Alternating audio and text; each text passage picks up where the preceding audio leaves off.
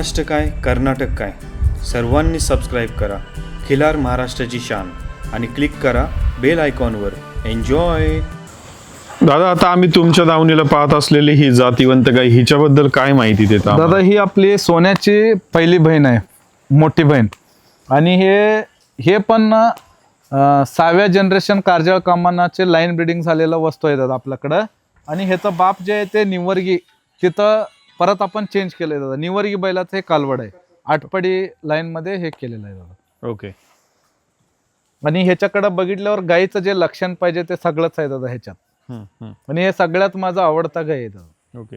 आता मला इथं अजून एक प्रश्न विचारायचा की आपण बऱ्याचशा विषयांवरती चर्चा केली, तरी एखादा शेतकरी म्हणला की मला माझ्याकडच्या गायीला मी proper line breeding, proper breeding वरती पण काम करेल, पण मला माझ्या गायीने थोडं जास्त दूध दिलं पाहिजे, तर याच्यासाठी खुराक काम करतो का त्याची पेडिग्री काम करते? खुराक 50% काम करते दादा आणि पेडिग्री 50% काम करते.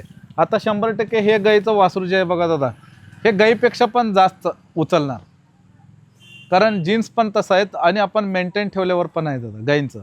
त्याच्यासाठी त्यांनी सिलेक्ट करतानाच मी बऱ्यापैकी दादा शेतकऱ्यांना तेच सांगतो, तुम्हाला आता 4 व्हीलर घ्यायला दादा सगळ्यांकडे पैसे असतात किंवा 2 व्हीलर, ते रोजचं चैनीसाठी ह्याच्यासाठी आत्ताच्या जनरेशनमध्ये दादा लोकांना पैसे, पण देशी HF घ्यायला त्यांच्याकडे 2-3 लाख रुपये असतात दादा. माझं सांगायचं एवढंच आहे. आणि देशी गाई जेव्हा आपण निवडतो तेव्हा मात्र त्यांना 10-20 हजारमध्ये त्यांना चांगला टॉप क्वालिटीचं गाई पाहिजे. असलं लोक कधी पण गाई त्यांच्या घरी ठेवू शकत नाही दादा. जसं आम्ही ॲटलिस्ट 50% HFला 2-3 लाख पर्यंत आपण घेतोय, तर ह्याच्यात अभ्यास करून पैसे द्या म्हणतो दादा मी. असं नाही की कुठलं पण एक साधा गाईला तुम्ही 2 लाख द्या, 3 लाख द्या, असं माझं म्हणायचं नाही दादा. भरपूर दादा चर्चन बेल्ट, सांगोला बेल्ट, परत उटगी, उमदी, माडग्याळ, ह्या बेल्टला भरपूर अजून चांगल्या गाय आहेत. मग त्यांना त्या शेतकरीला चांगलं पैसे देऊन त्यांनी खरेदी करून. आत्ता दादा अजून एक महत्त्वाचं मी सांगतो, तुम्ही आठवण करून दिल्यावर, आपला भाग जे आहे कोल्हापूर आणि बेळगाव जिल्हा दोन्हीचं मध्ये आहे दादा, आपलं गाव आणि आपला एरिया. हिथं दादा नवीन पिढी भरपूर खिलारमध्ये इंटरेस्टेड आणि चालू केल्यात, पण चूक हिथं व्हायला की दादा त्यांचं हाय ते गाईलाच त्यांनी बैल भरवल्यात. भरवू दे, पण त्यांनी पहिलाच माइंडसेट असं करायचं की आम्हाला अजून 5-10 वर्ष तर याला काम करायला पाहिजे. परत त्याला जरा एव्हरेजमध्ये वासरू झाल्यावर त्यांनी खिलारच आम्ही बंद करतो असं शब्द वापरून चालणार नाही दादा.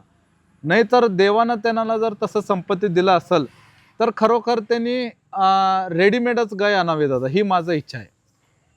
रेडीमेड लाख जाऊ दे, 2 लाख जाऊ दे, 3 लाख जाऊ दे, कारण गाईचं पैशात कधी पण दादा किंमत होऊ शकत नाही. बरोबर. ते जरा त्यांनी समजून घेतलं तर लय चांगलं होईल दादा. ओके. आणि नवीन जनरेशनला दादा तसं बघायला गेलं तर कोल्हापूर जिल्हा, बेळगाव जिल्हा हे जे आहे शुगर केनचं बेल्ट आहे दादा, ह्यांच्याकडं पैशाचं सुविधा म्हणा सगळं चांगलं आहे. त्यांनी जरा इंटरेस्ट येऊन सगळं लोक आमच्यासारखं बाहेरनं गाय आणून चांगलं बैल दाखवून त्यांनी ब्रीडिंग केलं तर 100% त्यांनी शाश्वत होणार आहे. कमी पैशात गाय घ्यायचं त्यांनी जरा अपेक्षा ठेवलं तर बरं होईल दादा. ओके. आता अजून एक प्रश्न मला असा विचारायचा आहे की नुकतंच महाराष्ट्रामध्ये सरकारने, महाराष्ट्र राज्य सरकारने राज्यमाता आणि गोमाता म्हणून खिलार किंवा देशी गोवंशाला आपल्या घोषित केले. याचा काय फायदा खिलारला किंवा देशी गोवंशाला आपल्याला होणार आहे भविष्य काळात? ह्याचा भरपूर फायदा होणार आहे दादा. ह्याच्यामुळं कत्तलखान्याला गाय जाणाऱ्या गायींचा फर्स्ट ऑफ ऑल नंबर जे आहे ते ऑटोमॅटिक बंद होणार आहे, कारण ते राष्ट्रमाता म्हटल्यावर त्याला तेवढं मर्यादेतच बघायला लागतंय दादा. म्हणून हे माझं इच्छा असं आहे की पूर्ण महाराष्ट्र नाही तर पूर्ण ऑल ओव्हर इंडियावर देशी गाय हे आपलं नॅशनल ॲनिमल म्हणून मोदी सरकारनं केलं तर सगळ्यात भारी होईल दादा. कारण स्लॉटर हाऊसला जे कत्तलखान्याला जर चालल्यात ते जर हे गाईलाच आम्ही जर आपण आपलं राष्ट्रमाता किंवा नॅशनल ॲनिमल म्हणून जर घोषित केलं तर ऑटोमॅटिकच बंद होणार आहे दादा. ठीक आहे. धन्यवाद दादा. आता आम्हाला तुमच्या पुढच्या अजून तिकडे असलेल्या गायीची माहिती द्या. हां.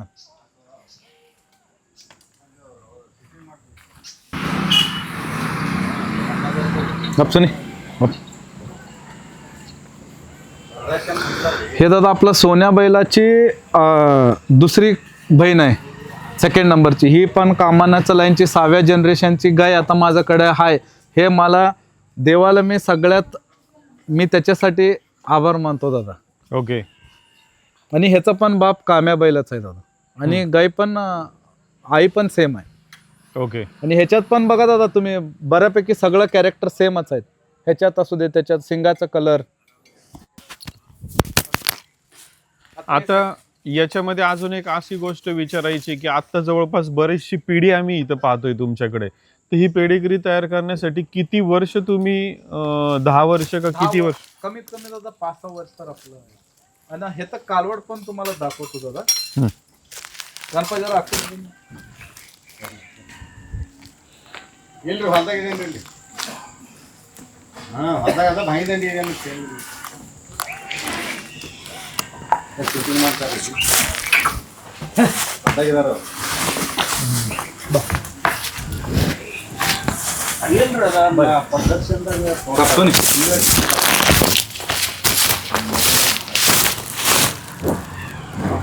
आता ह्याचं एक कालवड आहे बघा. 4 महिने.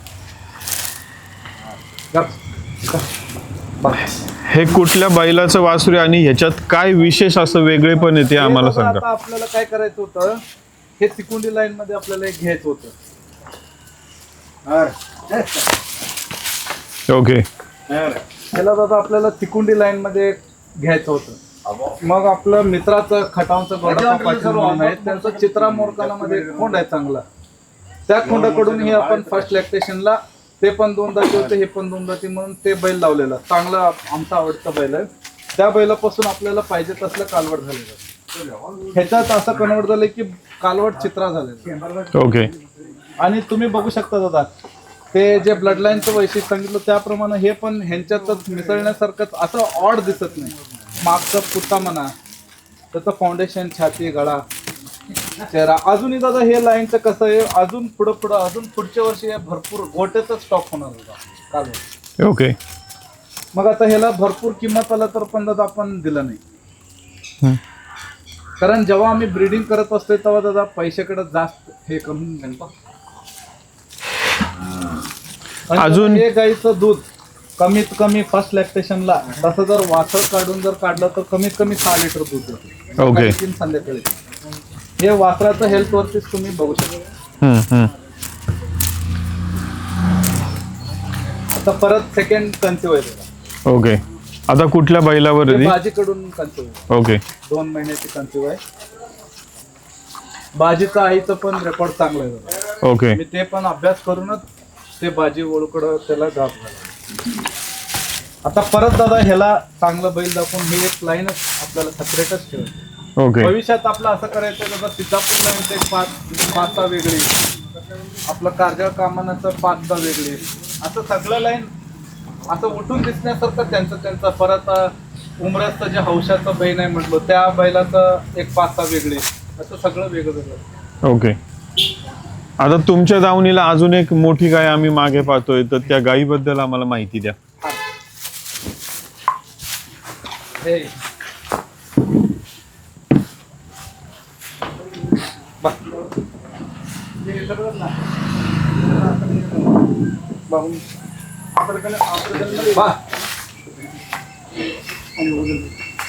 ही दादा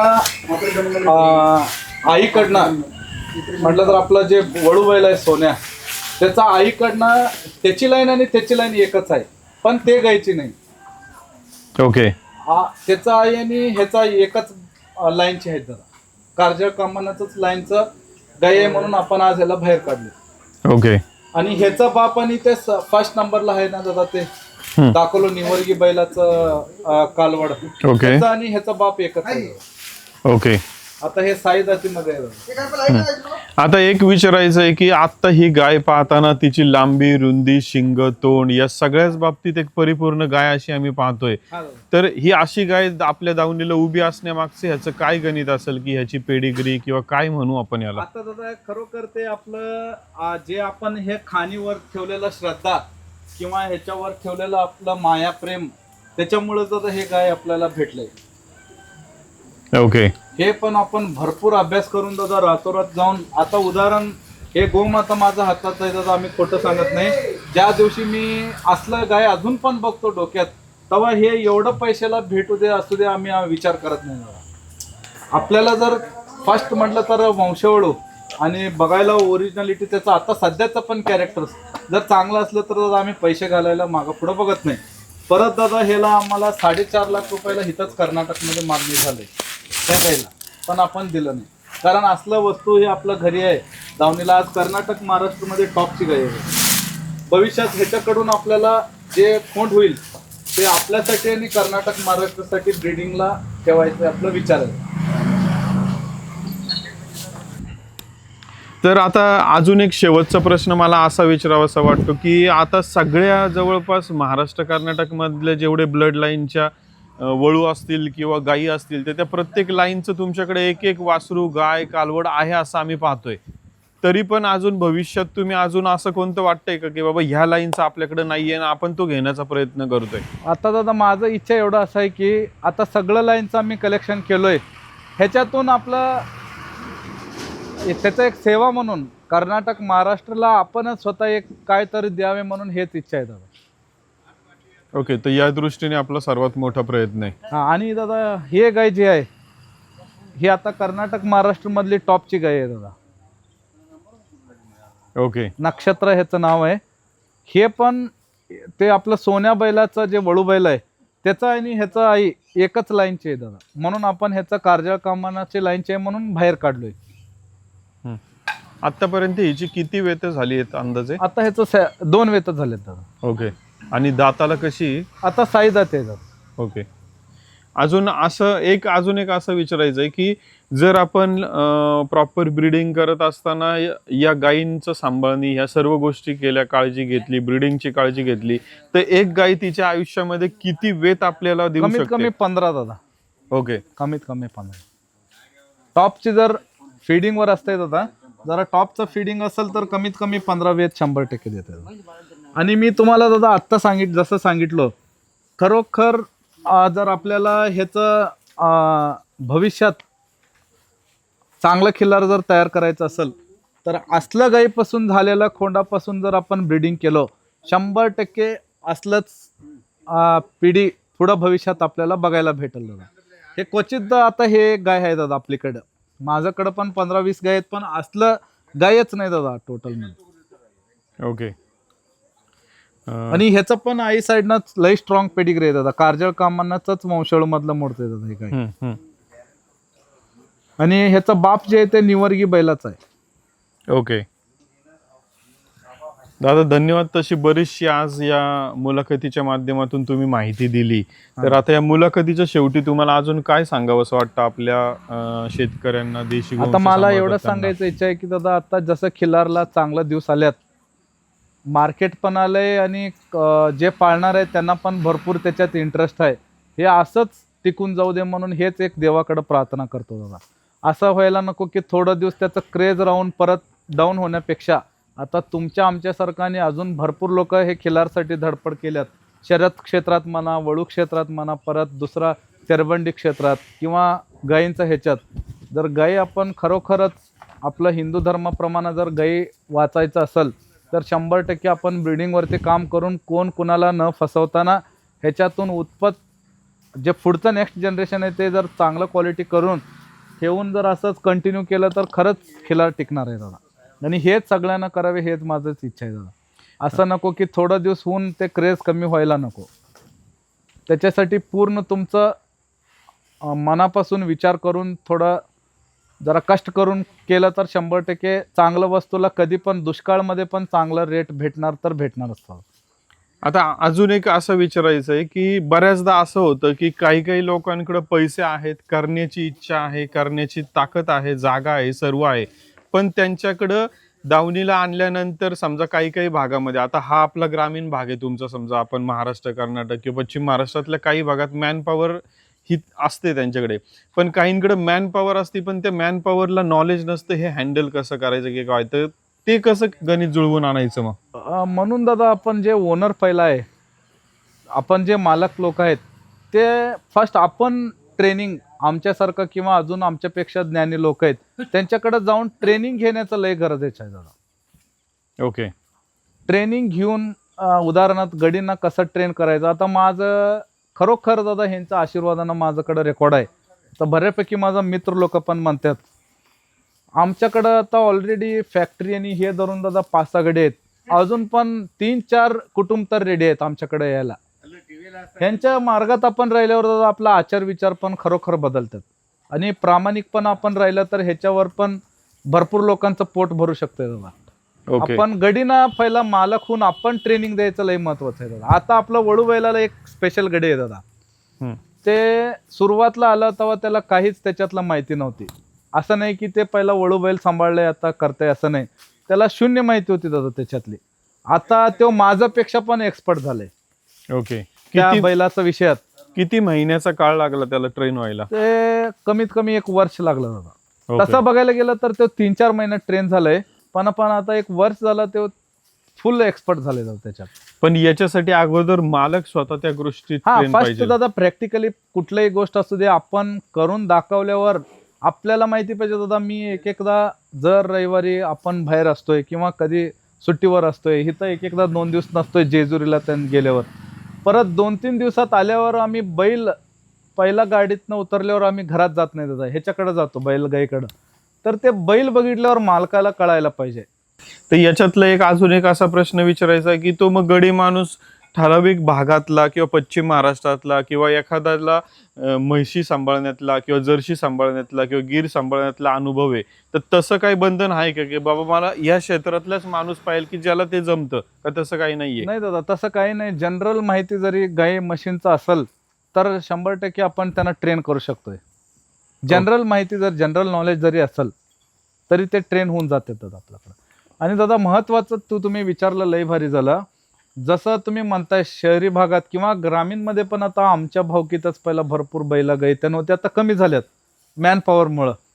पण मला एवढं सांगायचं आहे की दादा ह्याच्यात आत्ता जेवढा दिवस आम्ही डोकं 24 तास विचार करून ब्रीडिंगवरती काम केलंय, तसं आता मी नेक्स्ट स्टेप दादा हे कसं इंडिपेंडेंट चालू शकतंय ह्याचं एक आपण आता केलंय दादा. त्याच्यासाठी ऑलरेडी भरपूर अभ्यास केलाय. आता 1 जानेवारीपासून आपण दादा ते तयार करणार आहे. एक्झाम्पल आज म्हटलं तर दादा आपलं शेती जेवढं असतंय त्याच्यातलं बऱ्यापैकी आपल्याला ग्रामीण भागात तर जागा असते किंवा शहरी पण शेती असल्यावर जागा असते. 10 ते 15 गुंठे दादा ह्यांना जाळी कंपाऊंड मारून जर जास्त आपल्याला खर्च करायचा नसेल तर ते स्क्वेअर जाळी भेटते लो कॉस्टमध्ये, ते बांधून आता आपण जसं गाई बांधलंय दादा तसं जर बांधून वासरू जर मोकळं ठेवला तर ह्याच्यात 70% तुमचं गडींचं काम वाचतंय दादा ह्याच्यात. ओके. आणि ह्यांचं तब्येतीमध्ये भरपूर सुधार होतोय दादा. आता आपण जानेवारीपासून तेच करणार आहे की ज्याच्यामध्ये गाय बांधून ठेवायची, वासरू सोडून ठेवायचं. वासरू सोडायचं दादा कंपाऊंड करायचं. फक्त बैल आणि गाईला वेगळं वेगळं करायला लागतंय. आणि एका कासऱ्यावरती त्यांनी कायम असू दे दादा, काही प्रॉब्लेम येत नाही.